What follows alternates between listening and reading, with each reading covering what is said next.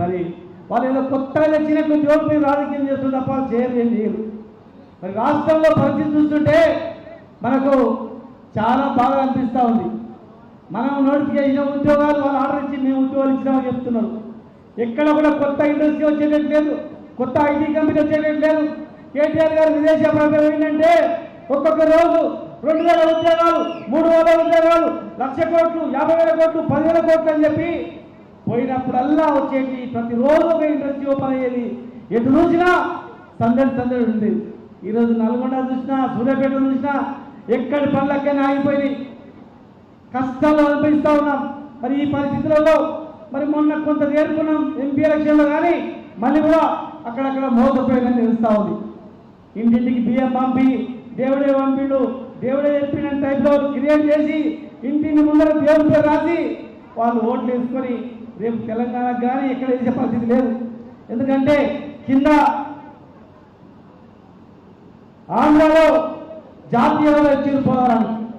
మరి మనం ఎంపీలందరూ అడిగితే పార్లమెంట్ జిల్లాకు ఇవ్వము, ఏ ప్రాజెక్ట్ ఇవ్వమని చెప్పింది.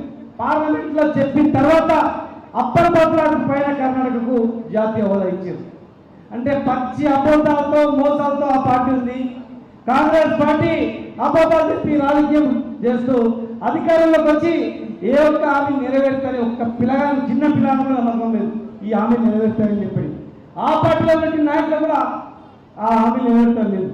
మరి అలాంటి పరిస్థితులలో కేవలం మేధావులు వేసే ఓటింది, మేధావుల తీర్పు అనేది ఒక న్యాయానికి ధర్మానికి కట్టుబడి ఒక ఉన్నత విద్య అభ్యసించినటువంటి రాకేష్ రెడ్డికి, టీఆర్ఎస్ పార్టీకి తెలంగాణ తెచ్చిన నాయకుడు, తెలంగాణను అభివృద్ధి చేసిన నాయకుడు ఇలా మోసపై వాళ్ళ ఓటు వేసినా ఇలా కేసీఆర్ దేవుళ్ళ కనిపిస్తున్నాడు పేదవాళ్ళకు.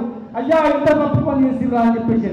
మరి ఈరోజు ఒక ఎలక్షన్ వచ్చినప్పుడు ఎమ్మెల్సీ ఎలక్షన్స్ లో మేధావులందరూ కూడా కన్నులు వేసిండ్రు మేధావులందరూ కూడా ప్రజలను మమేకం చేస్తారు అని చెప్పి కనీసం ఉన్న 2000 పెన్షన్ అట్లా ఉండాలన్నా, కనీసం మేము ఇచ్చిన రైతు బంధు అదే విధంగా ఉండాలన్నా, పాత పనులన్నా కంప్లీట్ కావాలన్నా మీరు బీఆర్ఎస్ పార్టీ అభ్యర్థి రాకేష్ రెడ్డి ఓటేస్తే ఈరోజు ఏ ఊళ్ళో అయినా కూడా సార్ ఎప్పుడు వస్తుంది ఎమ్మెల్యే ఎలక్షన్ సార్ ఎప్పుడు వస్తుంది తెలుస్తూ ఉన్నారు. చాలా మంది అనాలిసిస్ కూడా రేపు భవిష్యత్తులో బీఆర్ఎస్ పార్టీ ఖచ్చితంగా అధికారం వస్తుంది, ఈ పార్టీలకు డిపాజిట్ కళ్ళంటే కానీ ఈ రోజు దోషం చెప్తున్న వాళ్ళు చాలా మంది ఉన్నారు. మరి దానికి ఎమ్మెల్సీ ఎలక్షన్లో మేధావులందరూ కూడా అత్యధిక ఓట్లతో ఒక బ్లాక్ మెయిల్ చేసే వ్యక్తులను కానీ, చీటింగ్ చేసే వ్యక్తులను కానీ, రకరకాలు చేసే వ్యక్తులను కానీ, మోసం చేసే పార్టీలను కానీ మీరందరూ కూడా వాళ్ళందరికీ గుణపాఠం చెప్పాలంటే మీ దగ్గర ఉన్నటువంటి అవకాశాన్ని దయచేసి ఉపయోగించుకొని మంచి వ్యక్తి, ఉన్నత విలువ కలిగినటువంటి రాకేష్ రెడ్డి గారికి ఓటేస్తే బాగుంటుంది. కానీ మీరందరూ కూడా ఇక్కడ వచ్చిన వాళ్ళు బాధ్యత తీసుకొని మీ ఊళ్ళో ఎంతమంది ఓటర్లు ఉన్నారు, ప్రతి ఒక్కరు ఒక బాధ్యత. ఓటు అంటే మామూలు ఓటు కాదు, తలరాత మార్చే ఓటు ఇది.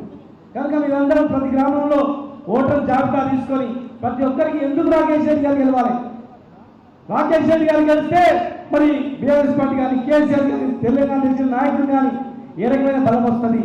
మరి ఈ పార్టీ అబద్ధాలు చెప్పిన పార్టీకి ఏ రకంగా మనం గుణపాఠం చెప్పిన వాళ్ళం అవుతాము.